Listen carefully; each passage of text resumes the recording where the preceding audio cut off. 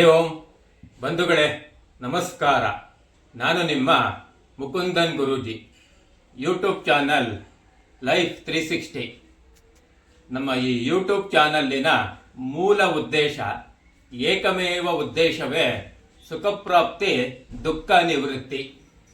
ಈ ವಿಚಾರಕ್ಕೆ ಸಂಬಂಧಪಟ್ಟಂತೆ ಪ್ರತಿ ವಾರ ಒಂದೊಂದು ಸಂಚಿಕೆಯನ್ನ ಬೇರೆ ಬೇರೆ ವಿಚಾರದ ಕುರಿತು ನಾವು ಮಾಡ್ತಾ ಬಂದಿದ್ದೀವಿ. ಕೆಲವು ಬಾರಿ ವಿಶೇಷವಾದ ಸಂಚಿಕೆಯನ್ನು ನಾವು ಮಾಡಿದ್ದೀವಿ. ಆದರೆ ಈ ಬಾರಿಯ ಈ ಒಂದು ಸಂಚಿಕೆ ಏನಿದೆ, ಇದು ಕೇವಲ ವಿಶೇಷವಲ್ಲ, ಅತ್ಯಂತ ವಿಶೇಷವಲ್ಲ, ಅತ್ಯಂತಕ್ಕಿಂತ ಅತ್ಯಂತ ವಿಶೇಷವಾದ ಒಂದು ಸಂಚಿಕೆ. ಹಾಗಾಗಿ ಈ ಒಂದು ವಿಡಿಯೋವನ್ನು ನೀವು ನೋಡಿ ಇದರಲ್ಲಿರೋ ವಿಚಾರವನ್ನು ಸದ್ಬಳಕೆ ಮಾಡಿಕೊಂಡ್ರೆ 100ಕ್ಕೆ 100 ಸಂಪೂರ್ಣವಾದ ಜೀವನ ಸುಖವಾಗಿ, ಸಂತೋಷವಾಗಿ, ಆನಂದವಾಗಿ, ಅಷ್ಟೈಶ್ವರ್ಯಗಳು ಅಂತಾರಲ್ಲ, ಅಷ್ಟೈಶ್ವರ್ಯಗಳನ್ನು 100ಕ್ಕೆ 100 ಪ್ರಾಪ್ತಿ ಮಾಡಿಕೊಂಡು ಸುಖವಾಗಿ ಬದುಕಕ್ಕೆ ಸಾಧ್ಯ. ಬಂಧುಗಳೇ, ನಮ್ಮ ಶಾಸ್ತ್ರದಲ್ಲಿ ಒಂದು ಮಾತಿದೆ, ದೈವಾನುಗ್ರಹ ಹೇತುಕಂ ತ್ರಯಮೇತತ್ವ ಮನುಷ್ಯತ್ವಂ ಮುಮುಕ್ಷತ್ವಂ ಮಹಾಪುರುಷ ಸಂಶ್ರಿತಾಹ ಅಂತ. ಮತ್ತೊಮ್ಮೆ ಹೇಳ್ತೀನಿ, ದೈವಾನುಗ್ರಹ ಹೇತುಕಂ ತ್ರಯಮೇ ತತ್ರ ಮನುಷ್ಯತ್ವಂ ಮುಮುಕ್ಷತ್ವಂ ಮಹಾಪುರುಷ ಸಂಶ್ರಿತಾಹ ಅಂತ.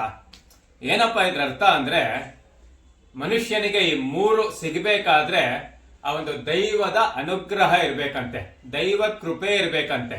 ದೈವ ಕೃಪೆ ಇಲ್ಲದೆ ಈ 3 ಸಿಗಕ್ಕೆ ಸಾಧ್ಯನೇ ಇಲ್ಲ. ಅದರಲ್ಲಿ ಮೊದಲನೆಯದೇ ಮನುಷ್ಯತ್ವಂ, ಅಂದರೆ ಮನುಷ್ಯನ ಜನ್ಮ. ನಾವು ಪ್ರಾಣಿಗಳಾಗಿಲ್ಲ, ಅಥವಾ ಯಾವುದೋ ಹುಳ ಹುಪ್ಟೆಗಳಾಗಿಲ್ಲ, ಯಾವುದೋ ಗಿಡ ಮರಗಳಾಗಿಲ್ಲ. ಅತ್ಯಂತ ಸಂವೇದನೆಶೀಲತೆ ಇರುವ ಒಂದು ಉತ್ಕೃಷ್ಟವಾದ ಮನುಷ್ಯ ಜನ್ಮ ಸಿಕ್ಕಿದೆ. ಅರೆ, ಮನುಷ್ಯ ಜನ್ಮ ನಮ್ಗೆ ಸಿಕ್ಕಿದೆ ಅಂದ್ರೆ ದೈವಾನುಗ್ರಹ ಖಂಡಿತ ನಮ್ಮ ಮೇಲಿದೆ ಅಂತ ಅರ್ಥ. ಎರಡನೇದು ಮುಮುಕ್ಷತ್ವಂ ಅಂತ.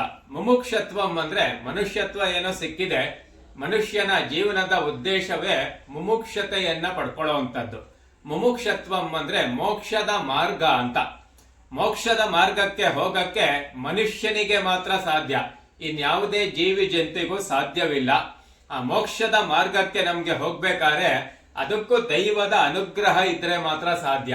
ಇಲ್ಲಾಂದ್ರೆ ಎಲ್ಲರಿಗೂ ಈ ಮೋಕ್ಷದ ಮಾರ್ಗ ಸಿಗಲ್ಲ, ಆ ಮಾರ್ಗದಲ್ಲಿ ಹೋಗ್ಬೇಕು ಅಂತ ಅನ್ಸೋದು ಇಲ್ಲ. ಸೊ ಹಾಗಾಗಿ ಆ ಮೋಕ್ಷದ ಮಾರ್ಗಕ್ಕೆ ನಾವು ಹೋಗಕ್ಕಾಗೇನೆ ನಮಗೆ ಭಗವಂತನ ಅನುಗ್ರಹ ಅದು ಆಗಿದೆ. ಯಾವ ರೀತಿ ಆಗಿದೆ ಅಂತ ಹೇಳ್ತೀನಿ ಅಂದ್ರೆ, ಯಾರ್ಯಾರು ಈ ವಿಡಿಯೋನ ಇವತ್ತು ನೋಡ್ತಾ ಇದ್ದೀರಾ, ನಿಮ್ಗೆಲ್ಲ ಮೋಕ್ಷದ ಮಾರ್ಗಕ್ಕೆ ಹೋಗಕ್ಕೆ ಅನುಗ್ರಹ ಆಗಿರೋದ್ರಿಂದಲೇ ಈ ವಿಡಿಯೋ ನಿಮ್ ತನಕ ಬಂದಿದೆ. ಆ ದೈವಾನುಗ್ರಹ ಇರೋದ್ರಿಂದಲೇ ಈ ವಿಡಿಯೋ ನಿಮ್ ತನಕ ಬಂದಿದೆ.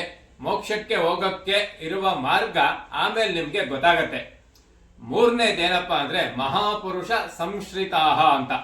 ಅಂದ್ರೆ ನಾವು ಮನುಷ್ಯರಾಗಿ ಹುಟ್ಟಿರ್ತೀವಿ, ಮಹಾಪುರುಷರ ಸಹವಾಸ ನಮ್ಗಾಗ್ಬೇಕು, ಒಂದಷ್ಟು ಜ್ಞಾನಿಗಳ ಸಹವಾಸ ನಮ್ಗಾಗ್ಬೇಕು, ಒಂದಷ್ಟು ಮಠ ಮಾನ್ಯತೆಗಳಲ್ಲಿ ನಡೆಯೋ ಅಂತ ಕಾರ್ಯಕ್ರಮ ನಮ್ಮ ಪಾಲ್ಗೆ ಒದಗಬೇಕು, ಒಂದಷ್ಟು ಸತ್ಸಂಗದಲ್ಲಿ ಮಹನೀಯರ ಮಾತನ್ನ ಕೇಳೋ ಅಂತ ಅನುಗ್ರಹ ನಮ್ಗಿದ್ರೆ ಮಾತ್ರ ಅದೆಲ್ಲ ನಮ್ಗೆ ಪ್ರಾಪ್ತಿ ಆಗಕ್ಕೆ ಸಾಧ್ಯ. ಇಲ್ಲಾಂದ್ರೆ ನಮ್ಮ ಪಕ್ಕದಲ್ಲೇ ಮಹಾಪುರುಷರಿದ್ರು ನಮಗೆ ಯಾವುದೇ ರೀತಿ ಸಂಪರ್ಕಗಳಿರಲ್ಲ. ನಮ್ಮ ಸುತ್ತಮುತ್ತ ಯಾವುದೇ ಒಂದು ಉತ್ತಮವಾದ ಮೋಕ್ಷ ಮಾರ್ಗಕ್ಕೆ ಬೇಕಾದಂತ ಸತ್ಸಂಗ ನಡೀತಾ ಇದ್ರು ನಮ್ಗೆ ಅದರ ಒಂದು ಸಂಪರ್ಕ ಸಹವಾಸ ಸಿಗಲ್ಲ. ಹಾಗಾಗಿ ಮಹಾಪುರುಷ ಸಂಶ್ರಿತಾಹ. ನಾವು ಯಾವುದೇ ಒಳ್ಳೆ ವಿಚಾರವನ್ನ ಕಲಿಬೇಕಂದ್ರೆ ಜ್ಞಾನಿಗಳಿಂದ ಕಲಿಬೇಕು, ಮಹಾಪುರುಷರಿಂದ ಕಲಿಬೇಕು. ಹಾಗಾಗಿ ಆ ಮೂರನೇದು, ಅದಕ್ಕೆ ದೈವದ ಒಂದು ಅನುಗ್ರಹ ಬೇಕು. ಇದು ಮೂರನ್ನು ಗಮನದಲ್ಲಿಟ್ಕೊಂಡು ನಾ ಹೇಳ್ದೆ ಆಗ್ಲೇ, ಇದು ಬರೀ ವಿಶೇಷ ಅಲ್ಲ, ವಿಶೇಷದಲ್ಲಿ ವಿಶೇಷ ಅಲ್ಲ, ವಿಶೇಷದಲ್ಲಿ ವಿಶೇಷದಲ್ಲಿ ವಿಶೇಷವಾದ ಸಂಚಿಕೆ ಅಂತ. ಹಾಗಾಗಿ ಸಂಪೂರ್ಣ ಒಂದು ಪದವನ್ನು ಬಿಡದೆ ಗಮನಿಸಿ ಈ ಅವಕಾಶವನ್ನ ಬಳಸ್ಕೊಳ್ಳಿ. ದೈವ ಅನುಗ್ರಹ ಮಾಡಿದಾನೆ ನಮ್ಗೆಲ್ಲ. ಆ ದೈವ ಅನುಗ್ರಹ ಇದ್ರೂನು ನಾವು ಅನುಗ್ರಹವನ್ನ ಬಳಸ್ಕೊಳ್ದೆ ತಪ್ಪಿಸ್ಕೊಂಡ್ಬಿಟ್ಟು ಮಾಮೂಲಿ ಜೀವನದಲ್ಲಿ ಪ್ರಾಣಿಗಳ ರೀತಿ ಒದ್ದಾಡ್ತಾ ಬದುಕಬಾರ್ದು. ಮನುಷ್ಯನಿಗೆ ತಾಪತ್ರಯಗಳು ಅಂತ ಇರುತ್ತೆ, 3 ರೀತಿಯ ತಾಪತ್ರಯಗಳಿರುತ್ತೆ. ಆದಿ ಭೌತಿಕ, ಆದಿ ದೈವಿಕ, ಆಧ್ಯಾತ್ಮಿಕ ತಾಪತ್ರಯಗಳು ಅಂತ. ಕೆಲವು ತಾಪತ್ರಯಗಳನ್ನ ನಾವೇ ಬಗೆಹರಿಸ್ಕೋಬಹುದು ನಮ್ಗಿರೋ ಬುದ್ಧಿಶಕ್ತಿಯಲ್ಲಿ, ನಮ್ಗಿರೋ ಜ್ಞಾನದಲ್ಲಿ. ಆದ್ರೆ ಕೆಲವು ತಾಪತ್ರಯಗಳಿಂದ ಬಿಡಿಸ್ಕೋಬೇಕಾದ್ರೆ ನಾವು ಆದಿ ದೈವಿಕವಾದ್ದು, ಆಧ್ಯಾತ್ಮಿಕವಾದ್ದು ಆ ತಾಪತ್ರಯಗಳು ಬಂದಿದ್ರೆ ನಮ್ಗೆ ಅದರಿಂದ ಅಷ್ಟು ಸುಲಭವಾಗಿ ಬಿಡಿಸ್ಕೊಳಕ್ ಸಾಧ್ಯ ಇಲ್ಲ. ಯಾವುದೋ ಶಾಪ ಇರುತ್ತೆ, ಯಾವುದೋ ಹಿಂದಿನ ಜನ್ಮದ ಕರ್ಮದಿಂದ ಬಂದಿರುತ್ತೆ. ಅದರಿಂದೆಲ್ಲ ಬಿಡಿಸ್ಕೋಬೇಕು ಅಂದ್ರೆ ಮಹಾಪುರುಷರ ಸಹವಾಸ ಬೇಕು, ಮಹಾಜ್ಞಾನವನ್ನ ನಾವು ಪಡ್ಕೋಬೇಕು. ಅದನ್ನೆಲ್ಲ ಪಡ್ಕೊಳ್ಳಕ್ಕೂ ಒಂದು ಅವಕಾಶ ಸಿಕ್ಕಿದೆ.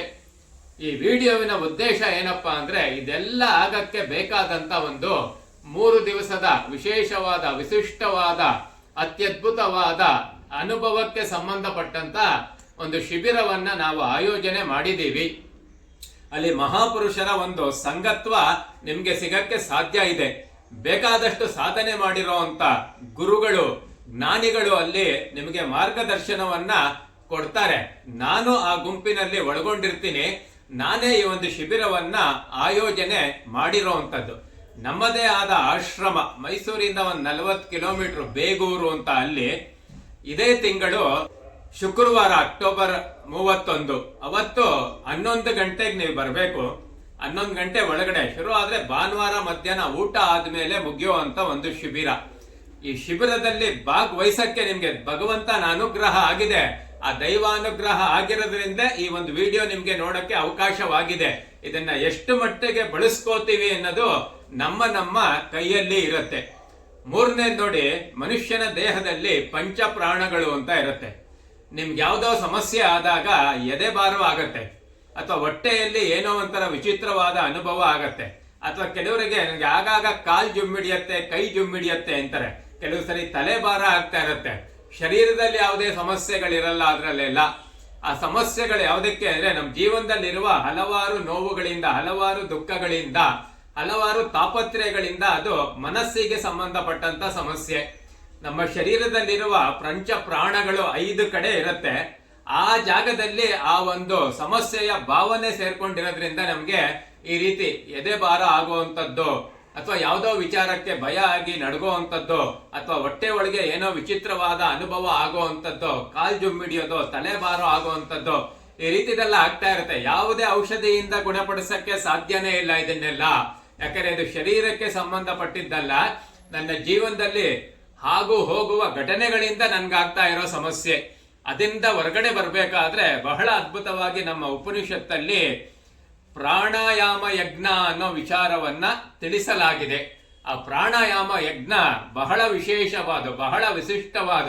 ಆ ಪ್ರಾಣಾಯಾಮ ಯಜ್ಞದಿಂದ ವಾಸೆ ಆಗದೆ ಇರೋ ಕಾಯಿಲೆನೇ ಇಲ್ಲ.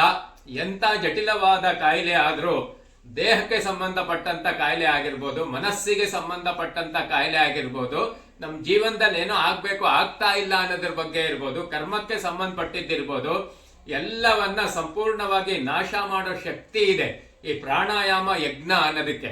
ಯಜ್ಞ ಅನ್ನೋ ಪದ, ಯಜ್ಞ ಅಂದ್ರೆ ನಮ್ಮ ಶರೀರದಲ್ಲೇ 5 ಯಜ್ಞ ಕುಂಡಗಳಿದೆ.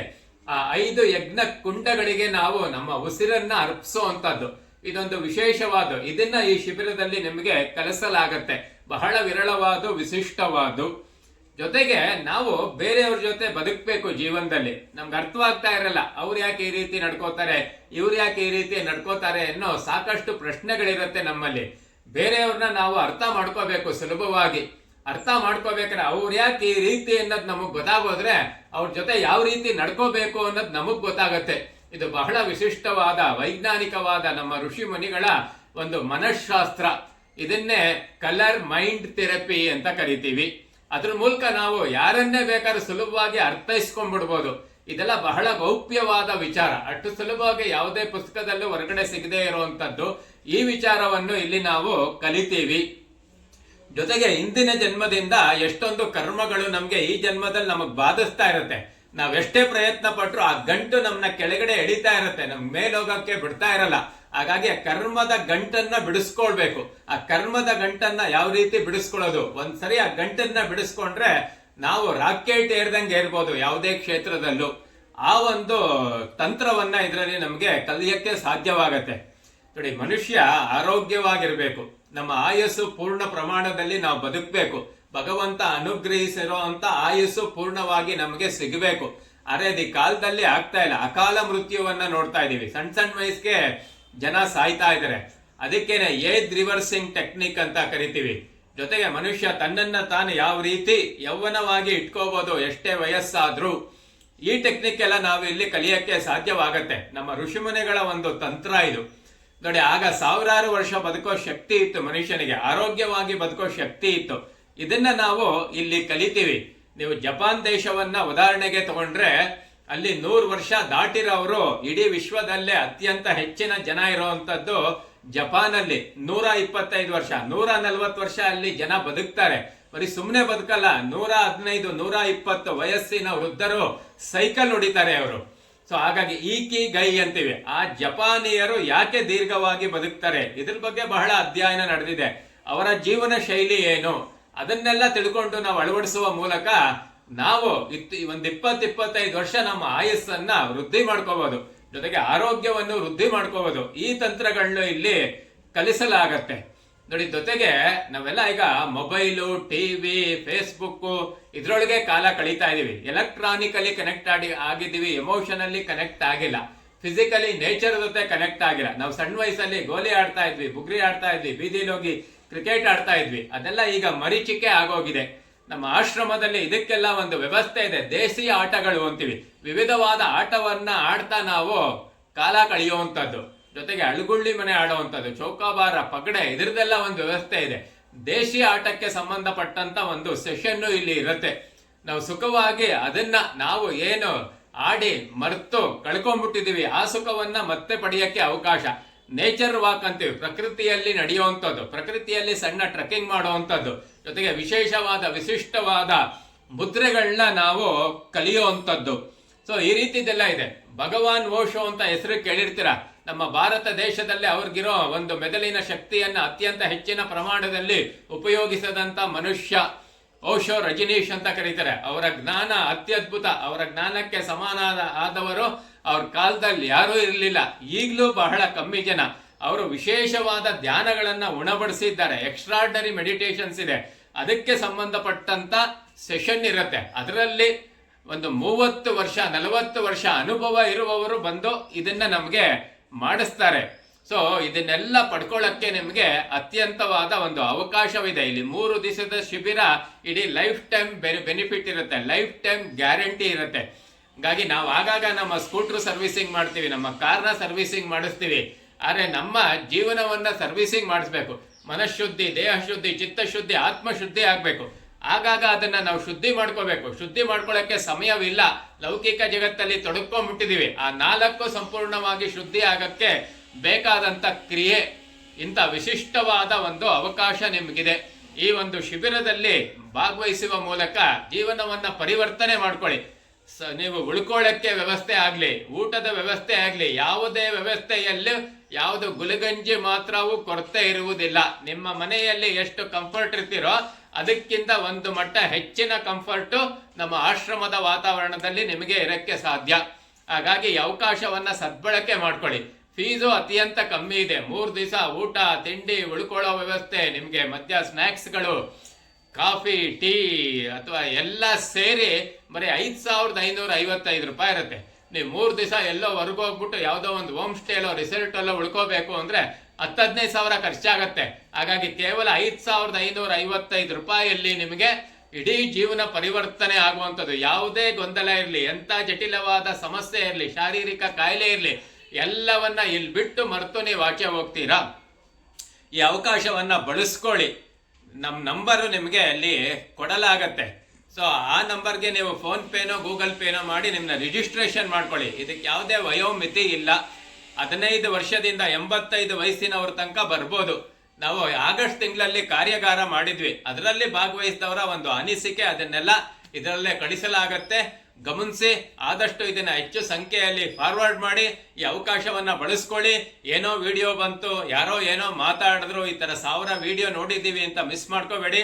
ಈ 1000 ವಿಡಿಯೋ ಅಲ್ಲಿ ಒಂದಲ್ಲ, ಇದು 1000ದಲ್ಲಿ ಒಂದು ವಿಶಿಷ್ಟವಾದ ವಿಡಿಯೋ. ಈ ಅವಕಾಶವನ್ನ ಬಳಸ್ಕೊಳ್ಳಿ. ದೈವಾನುಗ್ರಹ ನಿಮ್ಗೆ ಆಗಿದೆ.